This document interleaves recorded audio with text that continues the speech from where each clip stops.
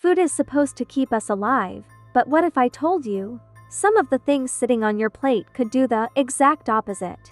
Behind the bright colors, sweet flavors, and tempting smells, there are foods with disturbing secrets. Ones that could make your next meal your last. Let's investigate these foods. Hi Winter. I love your videos, but I missed a lot of your videos cause I was going to New York, sorry. If you want a shout out from me, join my Roblox group. I love eating sliced bread, or just any sort of bread in general. And if you're a bread lover like me, then you've most likely encountered a little bit of mold on your bread before.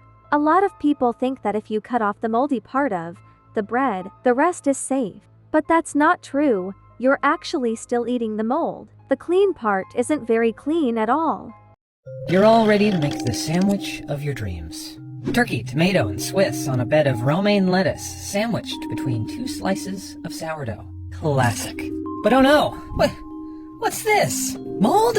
But look, good news. The mold's only on part of the bread. So I could just cut that away and it'd be fine, right?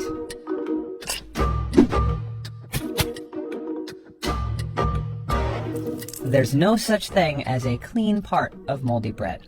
That's because mold is a fungus, like mushrooms. The caps on the surface are easy enough to spot, but there's a vast network of subterranean roots called hyphae that you can't see. So let's take another look at that bread of yours. Ugh, disgusting. Well, maybe you can just grab another piece from the same loaf. Well, that's not such a good idea either. Because by the time the mold sprouts its fuzzy head, what you're really seeing is the reproductive part of the mold called sporangiums.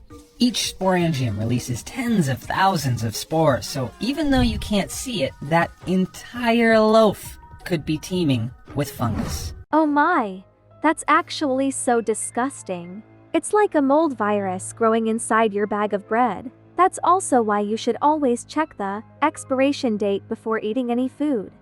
But it seems like such a waste to just throw it out. After all, you eat mold on purpose all the time, like the mold that goes into making cheese, soy sauce, and even life-saving antibiotics like penicillin. What? You're telling me that cheese and soy sauce is made out of mold? I could have lived my life happily without knowing that piece of information. Eating a little bit on your bread can't be that bad, right? Well, ultimately, it's a gamble. Just like eating a wild mushroom, many are fine, but some can be deadly. Mold is the same way. There are thousands of different species of mold, many of which are harmless to humans. But since so many types can sprout up on food, it's nearly impossible to know if what you're eating is safe. Cladosporium, for example, can sometimes trigger allergies, but is generally harmless. Whereas other molds, like Penicillium crustacum, produce harmful poisons called mycotoxins. Yeah, absolutely not. I'll rather just not eat any food that contains mold. It's too much risk. And it's too much math work to figure out what kind of mold is building a family on my bread. An elderly couple in 2005, for example, was admitted to the hospital after eating a can of soup contaminated with this kind of mold. They had severe muscle tremors, but eventually recovered. But other molds, like Rhizophis stolonifer, can have permanent effects. And you might recognize this mold since it commonly grows on bread. Blue-green, with black splotches and super fuzzy. In rare cases, it can prompt a deadly infection called zygomycosis, which causes your blood to clot and can ultimately starve your cells of oxygen to the point that they die. And it's not like bacteria, where a little heat will eliminate the threat, because high temperatures won't break down the mycotoxins. And since you have no clue which one you're about to put in your mouth, ask yourself, is it really worth the risk? No, it's not. I've noticed that elderly people are more likely to eat moldy food. 'Cause when I went to my grandma's house, like 50% of the stuff in her kitchen was expired. It's like they forget that foods expire or something. This next thing you shouldn't eat genuinely shocked me, 'cause I think I ate it before. You may have also eaten this before too, maybe at a restaurant or at a fast food place. You'll never really know unless you're in the kitchen with the people cooking your food. But don't worry, it's not necessarily bad unless you've eaten big portions of it.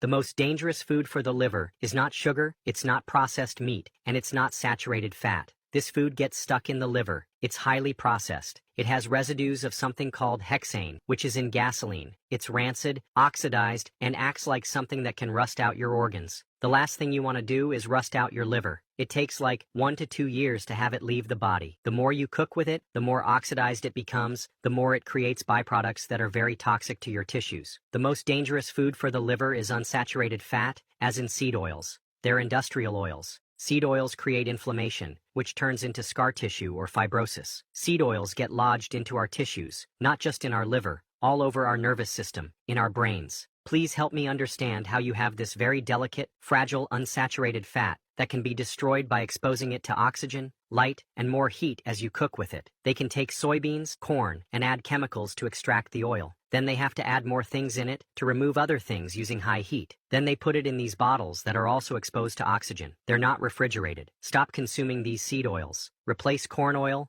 soy oil, cottonseed oil, and canola oil with olive oil, butter, tallow, and coconut oil. If you like the video, rate it between 1 to 10 in the comment. So literally any seed oil is bad for your body tissues and liver. I think I use vegetable oil to cook my meals. My mom buys the oil and I trust her, so I don't really know what kind I use. Hopefully vegetable oil is safe. Your guardian has most likely told you before to never eat the same food over and over again in a week. Well, they're not trying to keep you from eating the same delicious food, they're actually trying to help you. It's very bad if you eat the same food over and over again. Let's see what happens when you eat pasta every day. If you eat pasta every day, here's what will happen to your body. You'll clog your arteries. Pasta is made from GMOs, and there's nothing natural about it. It's packed with gluten, which is known to clog arteries and damage the heart. Don't worry, guys. Some pastas are made with fresh dough. The pastas you buy in store are usually processed and made with gluten. If you want fresh organic pasta, then go to Italy, and if you want the finest bread, go to France. You'll gain weight.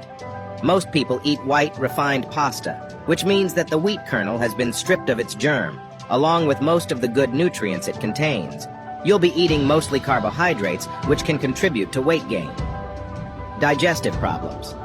White pasta is devoid of essential fiber, which can upset your digestion and lead to intestinal problems. Low energy levels. Pasta eaten on its own without protein or vegetables can lead to a rapid rise in blood sugar, followed by a drop in energy, which can cause mood swings and a feeling of fatigue. You'll experience nutritional deficiencies. Pasta is not a complete source of nutrients, and a diet based solely on pasta can lead to deficiencies in vitamins and minerals important to your body.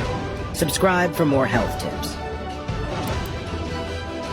This doesn't only apply to pasta, it applies to any food that you eat every day. Your body will miss out on a lot of different kinds of nutrients. So don't eat the same thing every day.